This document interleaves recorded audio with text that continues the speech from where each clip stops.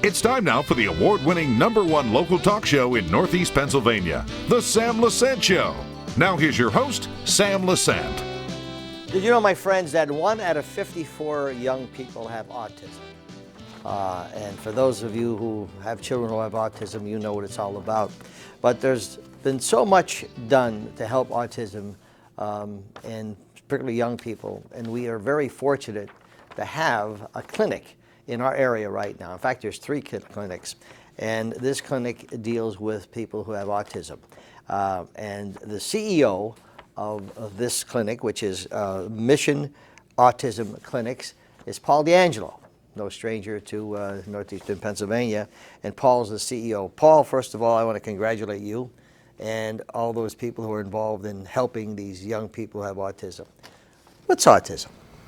Yeah, so autism, as you mentioned, is 1 in 54 children with autism are being diagnosed.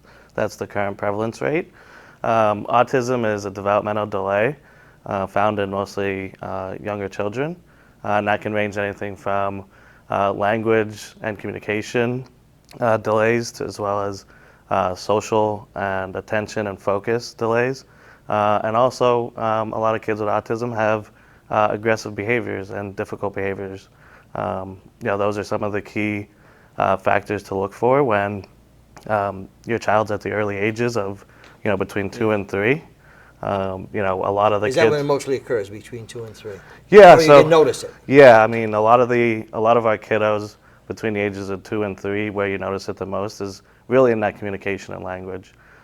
Most kids that don't have autism are progressing and communicating with their parents a lot more. A lot of our kiddos are nonverbal, little to no communication at all. How do you know, how does a parent know that there's a possibility that their child has autism? Yeah, a lot of those factors I just mentioned. If they see that in the child. Yeah, a lot of parents may not know exactly what autism is, but, a lot of pediatricians will let them know kind of where their child's supposed to be at in their developmental ages. So right around that 2 to 3 years old is when the pediatricians will also be, tracking their developmental stages. And, the parents have an opportunity to look at different diagnosing. There's a lot of different diagnoses of developmental delays, autism being one of them. But there's multiple diagnoses, and right now actually Geisinger is big into doing the diagnosing right now for children with autism. Okay, so all right, so if I feel my child has what you said, some of those symptoms or whatever, I should take my child to a pediatrician, okay? Is that where they diagnose? The pediatrician then goes to Geisinger or whatever? Can a pediatrician diagnose the child with autism? Yeah, so typically the pediatrician will be giving you feedback on where your child is at that developmental age. Okay. And they'll recommend you to a psychologist that does actual autism diagnosing. And that's where they'll recommend you to. Right now, mostly Geisinger is doing a lot of the diagnosing. Okay, so all right, after that, where does Mission Autism Clinics get involved? Yeah, so the parents will take their children to get a assessment done by a psychologist who does the diagnosing for autism. Once they get the report back, and if the child does get diagnosed with autism, that's when that doctor and psychologist will recommend what type of therapy. And ABA therapy... Explain what ABA is. ABA therapy is applied behavior analysis therapy. Okay. And that has been a science, evidence-based therapy to really improve the outcomes for children with autism. So that's one of the main therapies that the diagnosing doctors will recommend to the parents. Okay, so why did you get involved with this? Yeah, so we've, as a family, as you know, Sam, we have been involved a lot in the communities in Northeast Pennsylvania. We've been involved in mental health for the last 6 years or more, mostly with adults. And we had an opportunity, we met a group that was doing these type of clinics down in Arkansas. and really fell in love with their clinical program, their clinical model, and thought what a great idea to bring to our local communities to help children, and that's how it started. Okay, so you have 3 clinics now, right? Yes, 3 clinics. And where are they? So we have our first clinic opened up in Pittston, Pennsylvania, and then our second clinic opened up in Bloomsburg this summer, and this will be our 3rd clinic here in Sugarloaf. Okay, now this is 1 Brook Hill Square South. It's on the screen, folks, and plus the phone number's on the screen. So we're looking at, so actually what happens now at this, because I'm looking at all these little chairs, of course they're perfect for me. What happens when they come here? Okay, now, first of all, you need a trained staff. Yep. Let's talk about your staff. Knowing that I'm going to be, when my child's going there, we got someone who knows what they're doing, okay? Yeah, so our staff, we have our supervising staff, our master's level board certified behavior analyst. So they have a degree and they go through, not only do they get their master's, they go through 2,000 hours of clinical supervision before they actually are allowed to do their own supervising. So those are the folks that will be overseeing and writing the treatment plans for each kiddo. So each kiddo that has autism has different developmental delays. So we'll do an assessment, they'll come in, we'll do an assessment with the parents and the child, see what their challenges are, what their goals would be. They'll go back and write a treatment plan for that kiddo, meet with the parent a couple weeks later and go over that treatment plan, and then that they would be able to begin services. ABA therapy is one-to-one therapy that focuses on communication and language, as well as focus, attention, and those behaviors that I mentioned. So we have therapists that go through 40 hours of training before they actually work one-on-one with a kiddo. So they become a registered behavior technician, and they will be working one-on-one with the kiddos throughout the day, working on goals, skills, like they would be in a natural environment. So it's really key to be in your natural environment when learning these skills, sure. Because as you go and reintegrate back into a normal setting or a school setting, these are things typically you would see. So we want to make sure that they're comfortable in learning in those type of settings. Paul, are there any degrees of autism?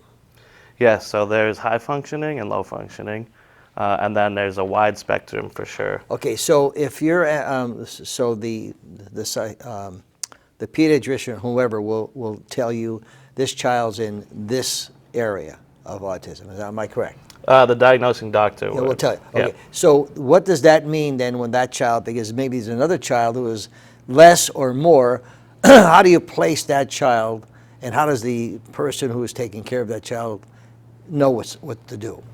Yeah, so we'll assess each child and where their deficiencies are, and look at who has the best skill set based upon those supervisors. Each of them may have specific items that they studied in school or worked with in the past. So we're built upon teams. Our team is built of 1 supervisor, which is the board certified behavior analyst, the BCBA, and 6 technicians, registered behavior technicians, and they have a team of 8 kiddos, which typically is 4 of our comprehensive intensive program, which is our day program, and our after-school program, so 4 after-school program kids. So we look at and try to match kiddos with the similar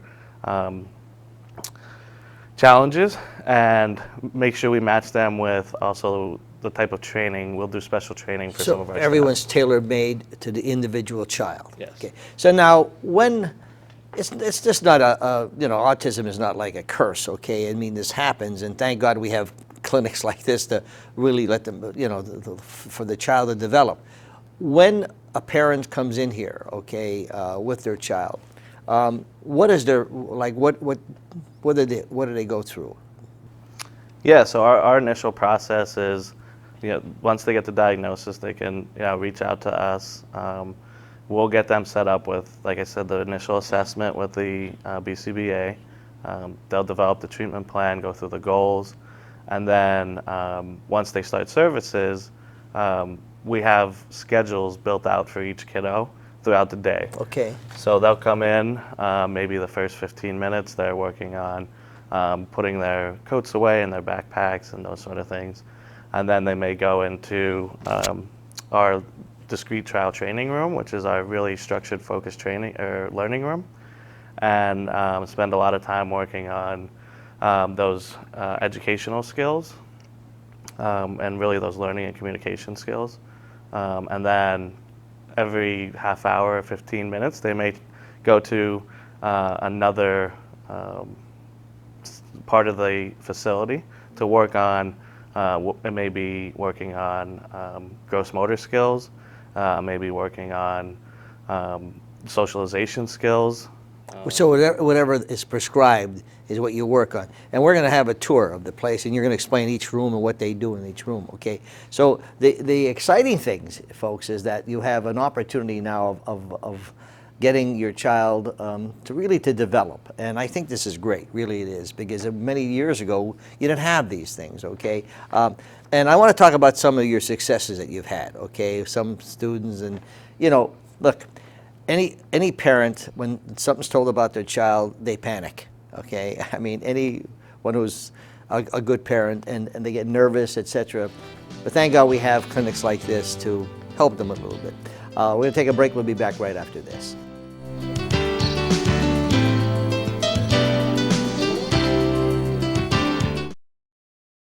Welcome back to the Sam Lesante Show, folks. I want to thank all of you who are sending some great emails, and as I mentioned in some of the shows, when my wife and I are out, the new people come up and congratulate us on our local neighborhood programs. You know, we're one of the few in the country that are doing shows like this that are bringing neighborhood information, and I appreciate that very much. We're here today at a place called Mission Autism Clinics. Very interesting. We have the phone number on the screen and other information for you, okay? And we're talking to the CEO, Paul DeAngelo. And once again, Paul, I want to congratulate you and your family for what you've done and are doing in the community. And we talk about people who put things back in the community.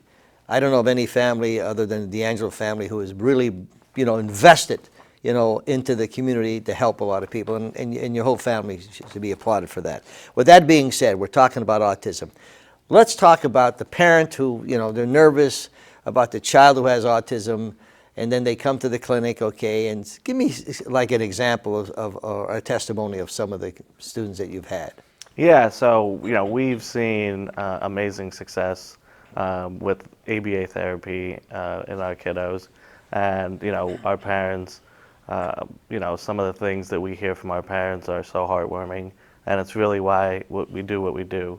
So some of the folks, we talk about, little small successes is a big step for kids with autism. So some of these may seem small to you, but they're huge steps for parents and the kiddos.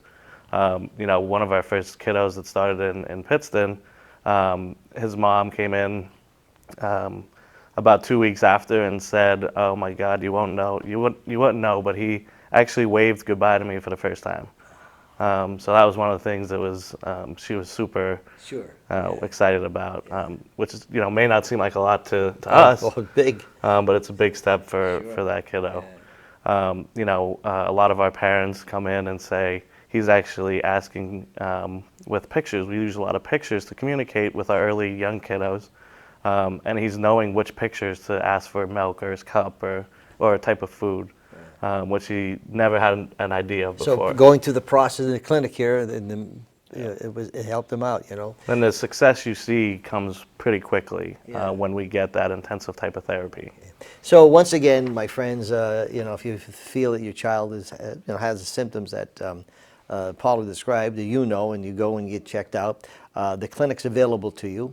The phone number's there. There's 3 clinics. Interesting enough, folks, this is where my first office was in 1994 when I started the local television program. So it's interesting. You're going to do wonderful here. I got to tell you something, my friends. I'm reading a sign. I think it's fabulous because I tell you, please surround yourself with positive people.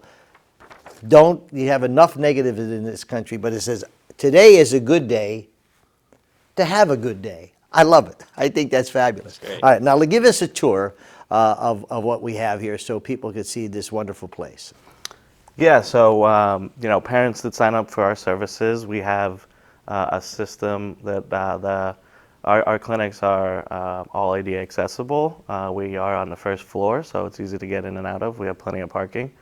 They'll come into our lobby, which is a waiting room. Some parents may want to stick around and hang out with while their kids get therapy. If they want to, we have a waiting area in our lobby that's got coffee and those sort of things. But they'll come in. We have an iPad set up so they can sign in through the iPad. That sends an email back to our supervisors that will notify them that that child is here. They'll come out and greet the parents, have a little communication with them, and then bring them back into the clinic where they'll drop off their coats or backpacks or snacks for the day, those sort of things. And then they'll go into, like I said, they'll have a schedule where they drop off their belongings. And the first room we have is our Discrete child training room, which is where, like I mentioned, we do our most structured learning and focused learning, and we're working on really that one-to-one, academic style learning. Then that may transfer over to our gross motor room, which is where we work on their gross motor skills. And you'll see things in there, that they could climb on, they could jump on, that are safe, and all different type of motor skills that we can work on. And then we have our sensory rooms, where a lot of kids with autism are very sensory focused, and it calms them down. And some of the things that they do that get them upset, sensory type things, will calm them down. So we have rooms dedicated to those sensory type items. Could be gel beads, sand, anything of the touch and feel sort of sensory items. Then we actually have an art room where we do some art activities with our kids, finger painting, crayons, working on their, again, motor skills and those sort of things. And then we have, what we're standing in here now is our natural environment room. And as I mentioned, how important it is to have the kiddo learning in that natural environment. And this is where they'll spend a good part of their day. They get a chance to socialize with other kids. They get a chance to do pretend play. They get a chance to go through books and work on language skills. This room is where they'll work on all of those skills in one room. This is also where they'll eat lunch. We do not provide lunch, but the parents will send them with lunch. So they'll be able to eat lunch in here. And those are the three big areas. Yep. What's the total time that the child will spend here at the clinic? Yes, our intensive program is from 8 to 3. Okay. And that's really for the early on kiddos, the young kiddos. And then our after-school program is from 3:30 to 6:30. So there's different programs. And remember, the phone number is on the screen, folks, okay? And remember, 1 out of 54 young children, or as Paul calls them, kiddos, I like that, has autism. But there's a lot of great things that can help that child out. The Mission Autism Clinics are one of them. We'll be back right after this.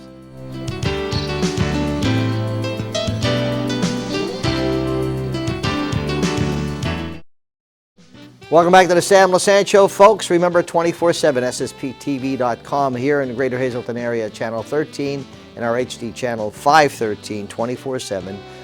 In the Wilkes-Barre area, Channel 92.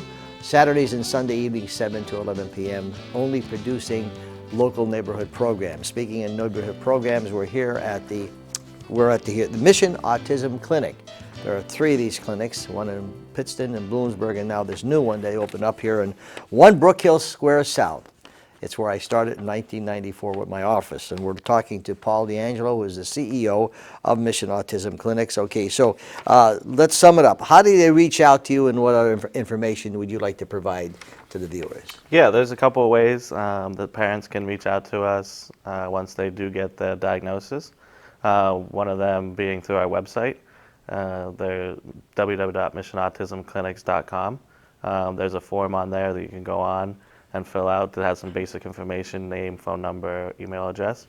You can reach us at the number 570-802-3099. That is our direct line here in Sugarloaf. Or you can reach out to us via any social media sites. After you reach out to us, we'll have our intake specialist who works with the families throughout the whole process to set up an initial call, which they'll go over. I'll give a little more detail of what our program is, how old the child is, what type of challenges do they have, and then really go through, working on setting up that initial assessment with the board certified behavioral analyst. We'll then ask them what type of insurance they have. Okay, so you do accept insurances? Yes. Okay. So we currently accept most all major commercial insurances, and we're in the process of becoming a provider for Medicaid as well. Okay, good. So you're covering all the bases, okay? And as we saw, the tour you took here, you spared no expense. Everything is first class, everything is right. You're coping with all the COVID-19 regulations, correct in saying that? Yep. Anything else you'd like to add before we end the show? Yeah, so as you mentioned, we try to make the facility as welcoming as possible, being that the kiddos are very difficult with change. Yeah. So we like to make it feel warm and welcoming, as you'll see throughout the tour. So I'll give a shout out to my wife, Krista, who designs and fits out the facilities. She does an amazing job for us. And yeah, so the COVID-19 has had us change some of the ways we operate here, but we do limit the number of staff and kiddos in each room at a time. We try to follow social distancing. We make all of our staff wear masks.